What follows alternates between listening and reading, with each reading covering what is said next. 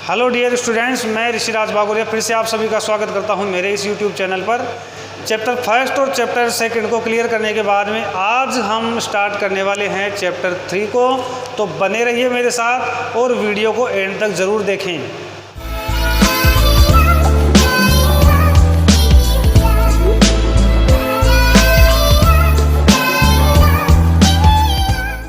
तो dear students, chapter 3 को start करने से पहले हम थोड़ा सा इसका इंट्रोडक्शन ले लेते हैं। चैप्टर 3 जिसका नाम है बहुपद, एग्ज़ाम में हमें 4 नंबर के इसके जो क्वेश्चंस है वो मिलने वाले हैं। हमारा जो एग्ज़ाम का पेपर होगा, एनुअल एग्ज़ाम का जो पेपर होगा, उसमें 4 नंबर के प्रश्न इस चैप्टर में से आने वाले हैं। इसमें टोटल 1 2 3 4 5 6 एक्सरसाइज है। एक इसकी हो जाएगी विविध एक्सरसाइज, जिसमें हम 3.1 जो एक्सरसाइज है उसमें हम क्या पढ़ेंगे, बहुपदों के शून्य ज्ञात करना, यानी वो जीरो जो इनको बना देता है उनको ज्ञात करना, और शून्य को और गुणांकों के मध्य हम संबंधों की जांच करना सीखेंगे एक्सरसाइज 3.1 में। 3.2 में हम क्या सीखेंगे, बहुपदों का विभाजन मतलब भाग देना, बहुपद का बहुपद में भाग देना। 3.3 में हम सीखेंगे द्विघात समीकरणों का परिचय कि द्विघात समीकरण किसे कहा जाता है, और गुणनखंड विधि से इसका हल करना या इसके मूल हम ज्ञात करना सीखेंगे। 3.4 में हम क्या करेंगे, द्विघात समीकरणों की 2 विधियां और सीखेंगे उनको हल करने की। पहली विधि होगी पूर्ण वर्ग बनाकर हल करना, दूसरी विधि होगी श्रीधराचार्य ने भी एक सूत्र दिया है जिसको श्रीधराचार्य का द्विघाती सूत्र कहा जाता है, से हल करना भी हम सीखेंगे। 3.5 में हम करेंगे द्विघात समीकरणों के मूलों की प्रकृति ज्ञात करेंगे कि वास्तव में कोई भी जो द्विघात समीकरण है उसका कोई हल होगा या नहीं होगा, और अगर हल होगा तो वो कैसा होगा।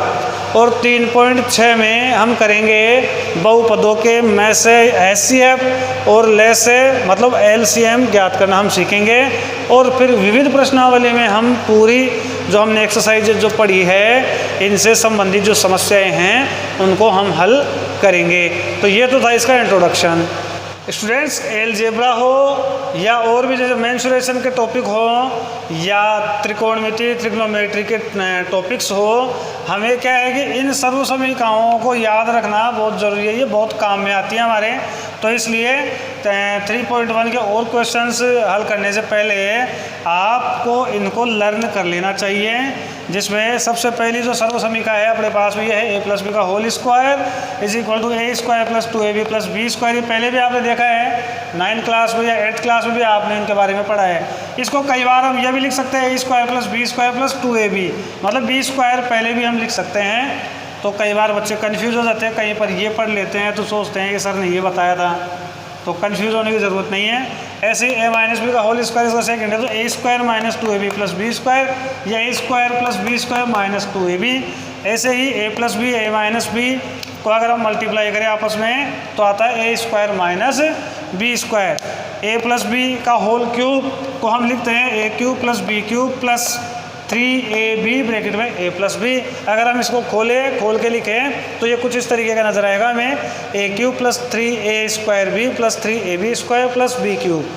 ऐसे ही फिफ्थ है हमारे पास, वो प्लस में थी, ये माइनस में है, a - b का होल क्यूब, ये होता है a³ - b³ - 3ab ब्रैकेट में a - b। अगर हम इसको खोलेंगे मतलब इन दोनों को मल्टीप्लाई करेंगे तो a³ - 3a² + 3ab² - b³। अभी हम क्या कर सकते हैं, -b³ को यहाँ पर पहले भी ला सकते हैं, यहाँ पर भी +b³ को हम पहले भी लिख सकते हैं। तो कन्फ्यूज होने की ज़रूरत नहीं है अगर आपको कहीं पर ऐसा नज़र आ जाए तो। छठी जो हमारे पास सर्व समीकरण ये है a³ + b³। तो ये होती है a + b फर्स्ट ब्रैकेट में, सेकंड ब्रैकेट में a² - ab + b², a³ - b³ a - b, second वाले ब्रैकेट में a² + ab + b²। और 8th में जो मैं आपको बता रहा हूँ ये एक अपवाद स्वरूप सर्व समीकरण है, लेकिन ये ट्रिग्नोमेट्री में त्रिकोणमिति की जब हम प्रश्नावली पढ़ेंगे वहाँ पर हम उनके क्वेश्चंस को सोल्व करेंगे तो हमारी ये बहुत काम में आने वाली है। तो इसको हम क्या करते हैं, कुछ इस तरीके से हम इसे बना लेते हैं, a + b का होल स्क्वायर - 2ab या a - b का होल स्क्वायर + 2ab। तो इनको आप लर्न करें और इनको ध्यान में रखें, जब भी ये काम में आएंगी तो हम इनको काम में ज़रूर लेंगे। तो स्टूडेंट्स, अभी हम स्टार्ट करते हैं एक्सरसाइज 3.1 3.1 से पहले के जो एग्ज़ाम्पल दिए हुए हैं उनमें से हम एग्ज़ाम्पल नंबर फर्स्ट को यहाँ पर सोल्व कर रहे हैं। एग्ज़ाम्पल हमारे पास में है x² माइनस 2x माइनस 8 के शून्य ज्ञात कीजिए और शून्य को और गुणांकों के मध्य संबंध की सत्यता की जांच भी कीजिए। तो सबसे पहले जो हमारे पास जो बहुपद है इसे हम यहाँ पे राइट कर लेते हैं और इसके बाद में अभी हम लिखेंगे इसके गुणांकों को। ये गुणांक होंगे हमारे पास a, b और c। अब a कौन होगा? a होगा जो x² जो हमारे पास जो इसका पद है, मतलब 2 घात वाला जो पद है उसके साथ का नंबर या जिससे ये गुणा हो रहा है, मतलब वो हमें हमेशा मिलेगा इसके लेफ्ट साइड में। तो लेफ्ट साइड में आप देखो आपको कुछ भी नज़र नहीं आ रहा है। जब आपको कुछ नज़र नहीं आता वहाँ पर 1 होता है, क्योंकि 1 से अगर ये मल्टीप्लाई होगा x² तो x² ही इसका गुणनफल होगा। तो इसका a हो गया 1, मतलब x² का गुणांक। अभी b का मतलब है x का गुणांक, यानी जिसके कोई घात हमें नज़र नहीं आती है, एक घात वाला जो पद होता है उसका गुणांक। तो x के साथ में हमारे पास में है 2 और ये है माइनस का 2। हमें इसको इसके साइन के साथ लेना है, इसके चिन्ह के साथ लेना है हमें। तो b हो गया, यानी x का जो गुणांक हो गया वो -2 है। अभी c का मतलब होगा अचर पद। चर हम बोलते हैं x, y, z को। अचर फ्री जो हमारी जो संख्याएं होती है 1 2 3 4 5 6 7 8 नॉर्मली, उनको हम अचर पद बोलते हैं। तो अचर होता है c। तो अचर जो है यहाँ पर वो है -8। अभी स्टूडेंट्स हमें क्या करना है, इसके शून्य हम ज्ञात करने की कोशिश करें। शून्य ज्ञात करने से पहले हमें इस बहुपद के गुणनखंड करने पड़ेंगे। तो इसके गुणनखंड हम कैसे करेंगे? इसके गुणनखंड करने के लिए देखो हमें क्या करना पड़ेगा। एक और बात मैं आपको बताना चाहता हूँ कि ये जो बहुपद है, तो बहुपद की जो सबसे बड़ी जो घात होती है, जैसे यहाँ पर सबसे बड़ी घात है 2, तो इसका मतलब ये हो गया कि ये एक द्विघाती बहुपद है, पहली बात। दूसरी बात ये है कि अगर इसकी घात 2 है तो इसके शून्य के भी 2 ही मिलेंगे। अभी शून्य क्या होता है? शून्य का मतलब ये होता है कि यहाँ पर जो x है उसकी जगह पर कोई ऐसा नंबर जिसको अगर हम इसमें रख दें x की जगह पर, तो ये सारा का सारा 0 हो जाएगा। मतलब इसका मान प्लस माइनस इंटू ये करने पर जिस सारे का मान है वो 0 हो जाएगा। तो जो नंबर x की जगह पर रखने से इसको 0 बना दें वो इसका शून्य होता है। तो अभी हम इसके शून्य ज्ञात करेंगे। ये द्विघाती बहुपद है तो इसलिए इसके शून्य होंगे 2। तो हम शून्य कैसे ज्ञात करेंगे? शून्य ज्ञात करने के लिए हमें इसके करने हैं गुणनखंड या फैक्टर हमें करने हैं। गुणनखंड हम कैसे करेंगे? गुणनखंड करने के लिए पहले आप क्या करो, a इंटू सी करो। अब a इंटू सी मतलब 1 इंटू माइनस का 8, 1 इंटू माइनस का 8। तो आप देखो प्लस माइनस माइनस गुणा करते टाइम पर, और 8 एकम 8 यानी माइनस का 8। अभी आपके पास b है, इस b को भी आप राइट कर लो। अब b को देखते हुए b है -2 और आपके पास ac है -8। अब आपको 2 नंबर ऐसे चूज करने हैं जिनको अगर आप मल्टीप्लाई करो तो -8 आना चाहिए, और अगर आप उनको जोड़ या बाकी उनका करते हो तो आपके पास -2 आना चाहिए। अभी हम कैसे करें? आप ये सोचो कि 8 जो है वो किस किस के पहाड़े में आता है, ये आप सोच सकते हो। जैसे मान लो 2 के पहाड़े में आता है, 2 चौके 8, तो ये 2 चौके 8 बन रहा है, ये प्लस का 8 बन रहा है। माइनस का 8 बनाने के लिए हमें क्या करना पड़ेगा? या तो हमें 2 के साथ माइनस लगाना पड़ेगा या हमें 4 के साथ में माइनस लगाना पड़ेगा। तो आप देखो प्लस माइनस माइनस 4 दूनी 8, और देखो प्लस माइनस माइनस और 4 दूनी 8, तो -8 तो इन दोनों से बन रहा है। मतलब ये हमने जो फर्स्ट जो लिया है प्लस का ही 2 और प्लस का ही 4, तो ये तो हो गया कैंसिल।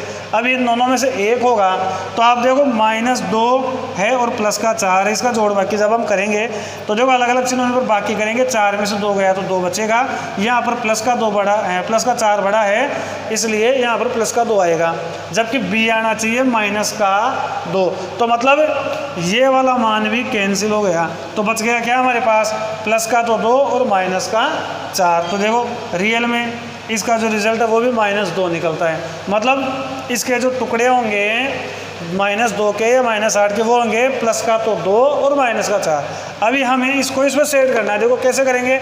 अभी आपको 1 2 3 3 पद नज़र आ रहे हैं। हम क्या करेंगे? इसके 4 पद बनाएंगे। कैसे? ये फर्स्ट वाला तो ऐसे कैसे रहता है और लास्ट वाला भी ऐसे कैसे रहता है। अभी आपके पास में है प्लस का 2, और माइनस का 4, इसको आप यहाँ पे लिख लो। और इसके साथ में आपको लगाना है यहाँ पर चर क्या है, x। अगर यहाँ पर चर मान लो z या y या t होता तो हम t को लेते। तो ये देखो 1 2 3 4 ये 4 पद का बन गया है। अब दिखने में हमें 4 पद नज़र आ रहे हैं और ये जो टुकड़े हैं वास्तव में माइनस के 2x के टुकड़े हैं, लेकिन शर्तों पर ये टुकड़े होते हैं, हम अपने मन से नहीं कर सकते। फिर हम क्या करेंगे स्टूडेंट्स, इन दो पदों में से और इन दो पदों में से कॉमन लेंगे। कॉमन मतलब जैसे इन दोनों में किसी का भाग जा रहा हो, जैसे इन दोनों में x का भाग जा रहा है तो x को हम कॉमन ले लेंगे। अभी x का भाग x स्क्वायर में लगा हुआ आप, तो x की घात 1 हो जाएगी, क्योंकि 2 घात जब हम भाग लगाते हैं घात ये कोई पद हो तो घात घट जाती है। जैसे x का भाग x स्क्वायर नहीं, 2 घात में से 1 घात गई तो 1 घात रह गई, तो 1 घात लगती नहीं है, तो यहाँ पर रह गया x। देखो प्लस प्लस प्लस, अभी x से x गया एक बार, x का भाग x में एक बार गया, 1 को 2 से गुणा करोगे 2, तो यहाँ पर आ गया है x + 2, बाहर रह गया है x। अभी इन दोनों में अगर हम कॉमन ले तो देखो दोनों में -4 का भाग जा रहा है, तो यहाँ पर हम ब्रैकेट लगाएंगे। देखो माइनस माइनस हो जाएगा प्लस, 4 से 4 गया, रह गया यहाँ पर x, माइनस माइनस प्लस, और 4 का भाग हम 8 में लगाएंगे तो 4 दूनी 8। अभी स्टूडेंट्स आपको ये देखना है कि x + 2 ब्रैकेट के अंदर जो नंबर जो पद हमें नज़र आ रहे हैं वो सेम होने चाहिए। यहाँ पर x + 2 है तो यहाँ पर भी x + 2 ही होना चाहिए। अगर चिन्ह भी बदलाव है, जैसे यहाँ x + 2 यहाँ x - 2 है, इट मीन्स आप कुछ रॉन्ग कर रहे हैं, तो आपको ये पता होना चाहिए कि ये एक जैसे हो दोनों। अभी हमें क्या करना है, देखो शॉर्ट में तो हम क्या बोलते हैं, इस ब्रैकेट वाले नंबर को एक बार उतार लो आप, वो ब्रैकेट लगा लो, एक दूसरा ब्रैकेट लगा लो। दूसरे ब्रैकेट में आपको क्या है ना, ब्रैकेट के बाहर वालों को लिख लेना है x और -4 को। रियलिटी क्या है इसमें स्टूडेंट्स, इन दोनों में हमने क्या किया, x - 2 को कॉमन ले लिया, x - 2 को कॉमन लिया तो यहाँ देखो सॉरी x + 2 को हमने कॉमन ले लिया, x + 2 से x + 2 गया, रह गया यहाँ पर x, फिर देखो माइनस प्लस माइनस माइनस, फिर x + 2 से x + 2 गया, रह गया -4। तो रियलिटी तो ये है। अभी हम इसको दे देंगे फर्स्ट नंबर, इसको दे देंगे हम सेकंड नंबर। अभी फर्स्ट नंबर को हम लेंगे, यहाँ पर हम लिखेंगे ये जो इसको हम a का साइन है, ये शायद को तीसरी ABCD का ये साइन है, तो इसको हम बोलेंगे अल्फ़ा। अल्फ़ा बोलेंगे, अल्फ़ा = ये फर्स्ट वाला जो हमारे पास जो गुणनखंड है इसको हम ले लेंगे, इसके इक्वल में हम 0 रखेंगे, और फिर हम क्या करेंगे, x को यहाँ पर रहने देंगे, और जो प्लस का 2 है इसे हम राइट हैंड साइड में भेज देंगे, तो प्लस का 2 है इधर आके माइनस का हो जाएगा। तो ये तो आ गया इसका पहला शून्यक या अल्फ़ा। अभी हम लेंगे इसका सेकंड शून्यक,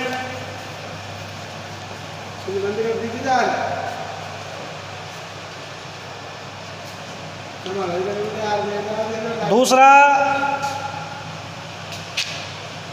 है x - 4, इसको हम बोलेंगे बीटा।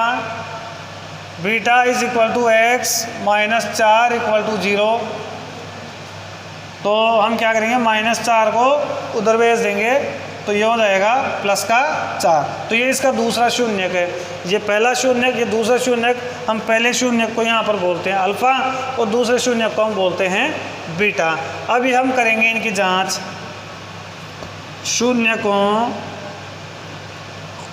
व गुणांकों के मध्य संबंध की सत्यता की जांच। इसकी जांच स्टूडेंट्स हम 2 तरीके से करेंगे। पहला तरीका होगा हमारे पास कि अल्फ़ा प्लस बीटा इक्वल होना चाहिए -b/a के। तो अल्फ़ा प्लस बीटा मतलब शून्यक नंबर फर्स्ट और शून्यक नंबर सेकंड। तो यहाँ देखो शून्यक नंबर फर्स्ट हमारे पास में है -2, फिर प्लस, और फिर बीटा हमारे पास में है 4, इक्वल होना चाहिए माइनस, और b का मान हम यहाँ पर लेंगे, b का मान साइन के साथ आएगा, -2 है तो हम इस -2 को ब्रैकेट में रखेंगे, और a का मान अपने पास 1, इसको हम लाएंगे नीचे। अभी देखो प्लस का 4 और माइनस का 2 अलग अलग चिन्हों पर हम करते हैं, बाकी 4 में से 2 गया तो 2 बचेगा। प्लस का नंबर बड़ा है तो यहाँ पर प्लस, यहाँ देखो माइनस माइनस प्लस, एक इंटू के बाहर माइनस, एक इंटू के एक ब्रैकेट के बाहर माइनस, एक ब्रैकेट के अंदर माइनस है। तो ये जो साइन है, ये जो चिन्ह है, ये भी आपस में मल्टीप्लाई होता है, माइनस से माइनस मल्टीप्लाई होकर प्लस हो जाएगा। और नीचे अगर 1 रहे तो हम ऊपर वाले नंबर को ऐसे कैसे उतार सकते हैं, क्योंकि 1 का भाग किसी भी संख्या में उतनी बार जाता है। तो देखो ये पहली वाली जो जांच है वो तो हमारी सही निकली है। सेकंड जांच होगी इसकी, ये होती है alpha into beta is equal to C upon A. तो अल्फ़ा इंटू बीटा यानी -2 इंटू +4 इक्वल होना चाहिए सी हमारे पास है -8 अपॉन ए यानी 1। तो देखो माइनस प्लस माइनस और 4 दूनी 8 और यहाँ पर भी है -8। तो हम लिखेंगे अतः शून्यकों व गुणांकों का संबंध सही है। तो इस तरीके के जो द्विघाती बहुपद जो आएंगे उसका गुणनखंड करके हम शून्य ज्ञात करेंगे और शून्य और गुणांकों के संबंध की सत्यता की जांच भी हम करेंगे। इसका एक उदाहरण number second, example number second है, वो आप खुद करेंगे। स्टूडेंट्स ये है एक्सरसाइज 3.1 का फर्स्ट क्वेश्चन है। आपके पास है 4x स्क्वायर प्लस 8x के आपको ज्ञात करने हैं शून्यक, और आपको ज्ञात करना है शून्यकों व गुणांकों के मध्य संबंध की सत्यता की जांच भी आपको करनी है। तो अभी देखो हमारे पास में बहुपद है 4x स्क्वायर प्लस 8x। इसका हम लेंगे a, जो x स्क्वायर के साथ में जो या x स्क्वायर का गुणांक जो है यहाँ पर वो है 4। b यहाँ पर होगा जो x के साथ में है 8। अब अभी c के लिए यहाँ पर इस क्वेश्चन को देख के वो बच्चे थोड़े कंफ्यूज हो जाते हैं कि सर यहाँ पे c तो है ही नहीं, अचर पद तो हमें नज़र नहीं आ रहा। तो स्टूडेंट्स आप ये सोचोगे हम इसमें क्या जोड़े और क्या घटाए कि जिससे इसके कोई फ़र्क ना पड़े। तो जोड़ने और घटाने में एक नंबर ऐसा है जिससे कोई फ़र्क नहीं पड़ता किसी भी नंबर के, वो होता है 0। तो हम क्या करेंगे यहाँ पर c को 0 लिख लेंगे। ठीक है, यहाँ पे हम इसको चाहे तो लिखें चाहे तो ना लिखें। अभी देखो हमारे पास में है 4x स्क्वायर प्लस 8x। हम इसके गुणनखंड डायरेक्ट करेंगे। आप देखो इन दोनों में ही एक तो 4 और x कॉमन है। तो आप देखो यहाँ 4 से 4 गया, x से x स्क्वायर गया तो x रह गया, प्लस प्लस प्लस 4 दूनी 8, x से x गया। तो इसके 2 टुकड़े हो चुके हैं, पहला ये है, दूसरा ये गुणनखंड इसके हो चुके हैं। तो फर्स्ट वाला जो है ये पहला शून्य होगा यानी अल्फ़ा।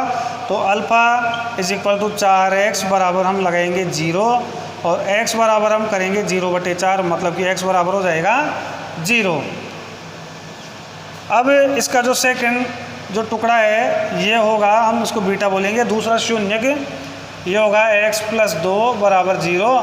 तो x बराबर प्लस का 2 हम इधर ले आएंगे तो किसका हो जाएगा ये माइनस का। अभी हम कर रहे हैं शून्यकों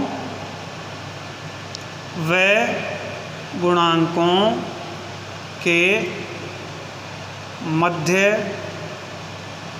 संबंध की सत्यता की जांच। तो इसके लिए जांच नंबर फर्स्ट हमारे पास कि अल्फ़ा प्लस बीटा इक्वल होना चाहिए -b/a के। तो देखो अल्फ़ा हमारे पास में है 0 और बीटा हमारे पास में -2। तो -2 को हम ब्रैकेट में ले लेंगे। यहाँ पर माइनस और b का मान हमारे पास में है 8 और a का मान हमारे पास में है 4। तो यहाँ देखो आप 0 का प्लस माइनस में कोई फ़र्क पड़ता है नहीं, और प्लस माइनस माइनस यहाँ रह जाएगा -2। यहाँ पे देखो आप 4 दूनी 8, तो यहाँ भी रहेगा -2। तो पहली जांच तो सही है। सेकंड में हम क्या लगाते हैं कि अल्फ़ा इंटू बीटा होना चाहिए c/a। तो इसलिए अल्फ़ा इंटू बीटा 0 इंटू -2 और c का मान हमने क्या लिया था 0 और a का मान हमारे पास में है 4। तो आप देखो 0 एक ऐसा नंबर है कि गुणा भाग में बड़ा अपना रोल ये निभाता है। ये किसी को भी 0 बना सकता है। बहुत ख़तरनाक इसका इफेक्ट पड़ता है गुणा में और भाग में, जबकि इसका कोई फ़र्क नहीं पड़ता जोड़ या बाकी में। तो यहाँ देखो आप 0 का अगर -2 से हम गुणा करेंगे तो क्या आएगा 0, और 0 में किसी भी संख्या का भाग लगाएंगे तो क्या आता है 0। तो 0 = 0 और -2 = -2, मतलब कि अतः शून्य को व गुणांकों का संबंध सत्य है। तो प्रिय विद्यार्थियों, आज के लिए इतना ही। ये करके हम और आज के वीडियो का एंड करते हैं। इसके जो बचे जो क्वेश्चंस है हम आगे आने वाले वीडियो में कवर करेंगे। तब तक आप बने रहिए साथ और आपका साथ बना के रखिए। आपका सहयोग ऐसे ही बना रहे, इसकी मैं उम्मीद करता हूँ। नमस्कार, धन्यवाद।